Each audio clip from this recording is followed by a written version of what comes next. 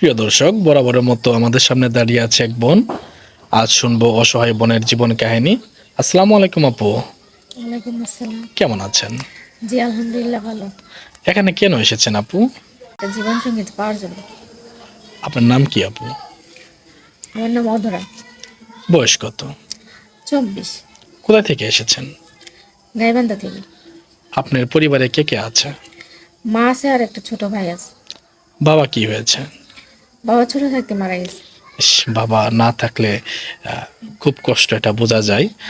আপনার বয়স কত যখন আপনার বাবা মারা গিয়েছে? এই তো 10 বছর হবে। ও আচ্ছা, পরিবার থেকে বিয়ে হলো না কেন? পরিবারে ওই রকম আর্থিক অবস্থা ভালো না। মা আছে শুধু, টাকা পয়সা দিয়া বিয়ে দেওয়ার মতো ক্ষমতা নেই। আর টাকা পয়সা দিয়ে বিয়েদের মতো একটা যৌতুক চাই, তাই হ্যাঁ না? হ্যাঁ, যৌতুক চাই। আচ্ছা, আপনি কেমন ধরনের পাত্র চাচ্ছেন? যে বেশি ভালোবাসবে বা আমার স্বাচ্ছন্দ্যভাবে রাখবে এরকম একটা এরকম পাত্র আপনাকে চাই। ভালোবাসবে এরকম একটা ছেলে হ্যাঁ, চাচ্ছেন। আচ্ছা, ছেলের বয়স কত হতে হবে? বয়সটা তো কোনো বলেন যে সাবজেক্ট না। সবচেয়ে বড় হচ্ছে যে আমার ভালো রাখবে। আচ্ছা ঠিক আছে, যদি ছেলের বয়স 40-50 হয়, সমস্যা নেই। যদি ছেলের বউ বাচ্চা থাকে তাও কি সমস্যা নাই?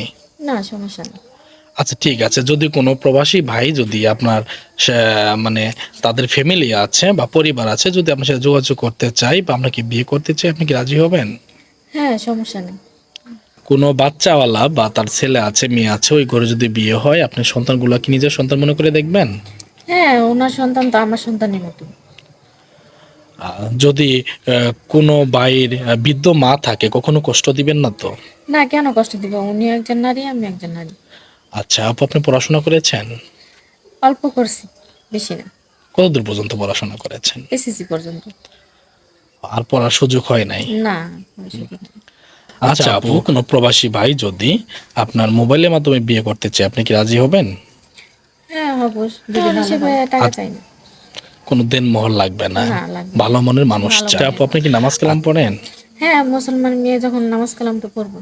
মাশাআল্লাহ। আচ্ছা ঠিক আছে আপু, আপনার যেহেতু বড় ভাই নেই, ছোট ভাই রয়েছে, আর আপনি আপনার মা, আপনার বাবা তো মারাই গিয়েছে, আপনার পরিবার কিভাবে চলে একটু জানাবেন? মা অসুস্থ, ওই মানুষের বাসায় কাজ করে, তো ওইখান থেকে যা আসে তা দিয়ে আমাদের দুজনকে মানুষ করতেছে। ধন্যবাদ আপু সত্যি কথা বলার জন্য। আপু, আপনার ইচ্ছা কি? আমার ইচ্ছা, যেহেতু বাবা মারা গেছে ছোট থাকতে, তো ভালো একটা পাত্র পাইলে, তো সে যে আমার ভালো রাখবে, তো তার কাছে আর কি ভালোভাবে রাখবে, কোনো কষ্ট দিবে না, ঠিক আছে, যেহেতু কি ছোট কোনো থেকে কষ্ট কষ্ট দিবেন? পাইছি। আচ্ছা আপু, যদি কোনো প্রবাসী ভাই যদি আপনাকে বিয়ে করতে চায়, তাহলে আপনি যোগাযোগ করবে কিভাবে? আপনাদের মাধ্যমে যোগাযোগ করতে পারবে। আমাদের মাধ্যমে যোগাযোগ হ্যাঁ। যোগাযোগ করবেন।